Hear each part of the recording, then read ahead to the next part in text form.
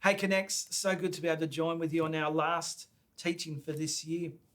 I had a wonderful time going through the different studies that we've done. And in this focus right now, we're looking at what it means to celebrate and acknowledge the fact that the King has come. This is something that we get to celebrate, that it's a foregone conclusion for us. It's done and dusted that around 2000 or so years ago that Jesus was born amongst us. God, in his infinite goodness and his infinite wisdom, chose as the plan of changing humanity from the inside out for himself to be born, God in flesh, amongst us. And to endure what it meant to grow up in a broken world, to know what it's like to be hungry, I'm guessing, to be in need, to have to deal with the problems of the world that we live in, and in the midst of it to be the perfect example for us to follow.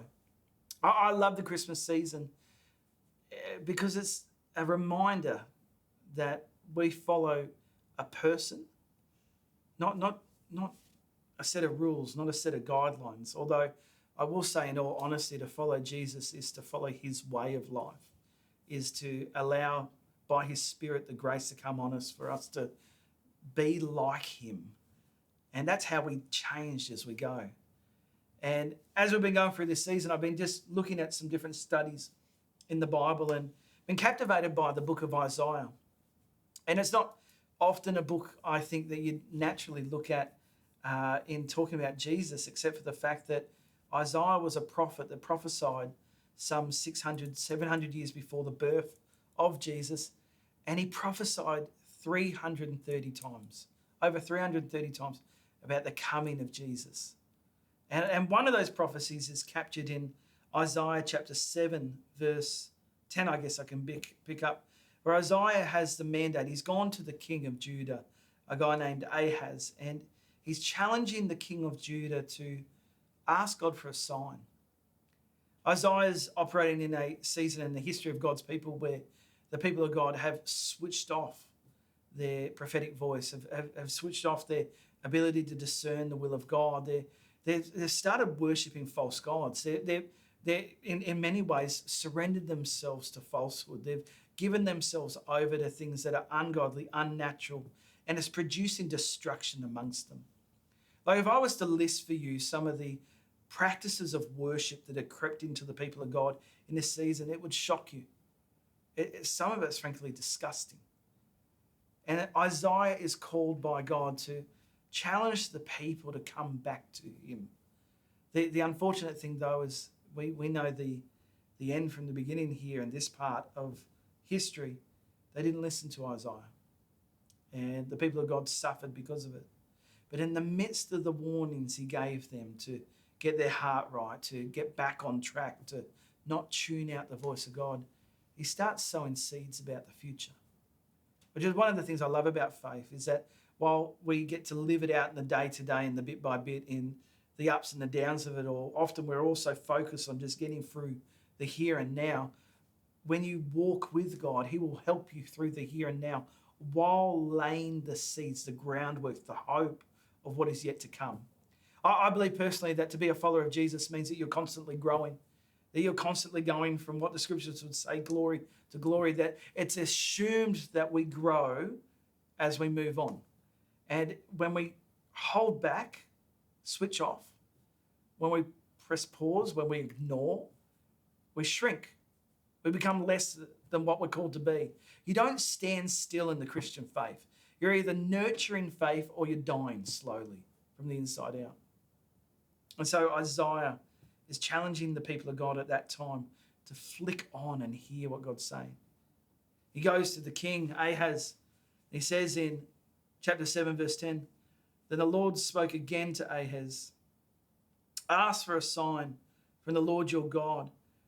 It can be as deep as Sheol or as high as heaven. But Ahaz replied, I will not ask.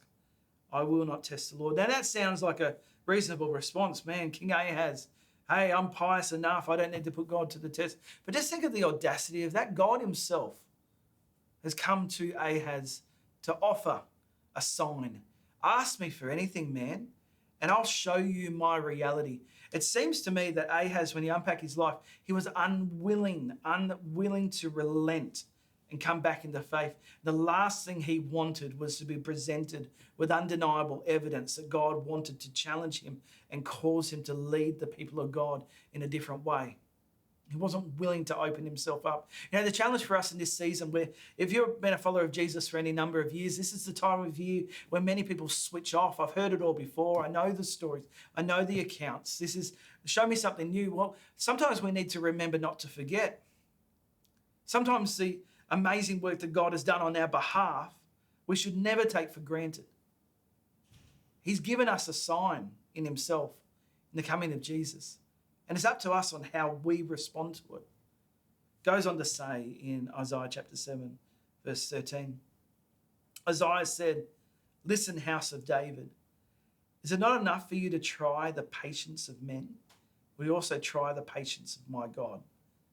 Therefore, the Lord himself will give you a sign." You're going to get a sign regardless, mate.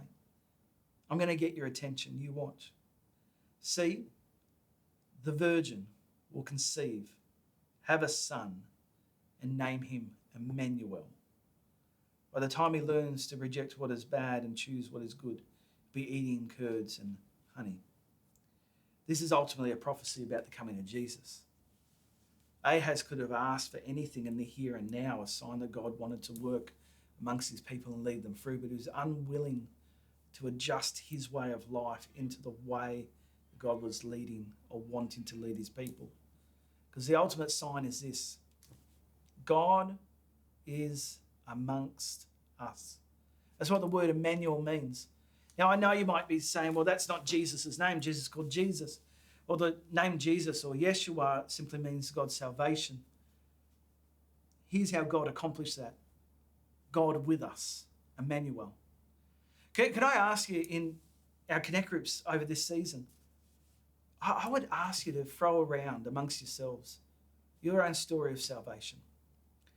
How and when did you encounter Jesus for the first time? What was that like? And what difference has that made? Because I want to challenge you.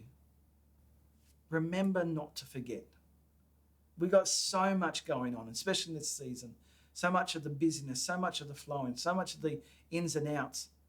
Can we just lock in for a moment and remember not to forget who God is, and by definition, who he's called us to be? Can you remember when you encountered God for the first time? See, Jesus is God with us. Do you know that when Jesus ascended to heaven, you see in the accounts of the gospel in the beginning of the book of Acts, that they had gathered around him and they watched him ascend right there in front of their eyes. And that to this day, right at this very moment, seated next to the throne of the Father is a man named Jesus who intercedes on your behalf and my behalf.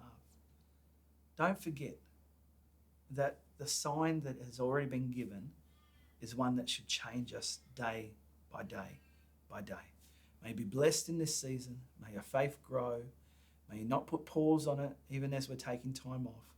And may we as a church launch into all that God has for us. God bless you. Have an amazing time ahead.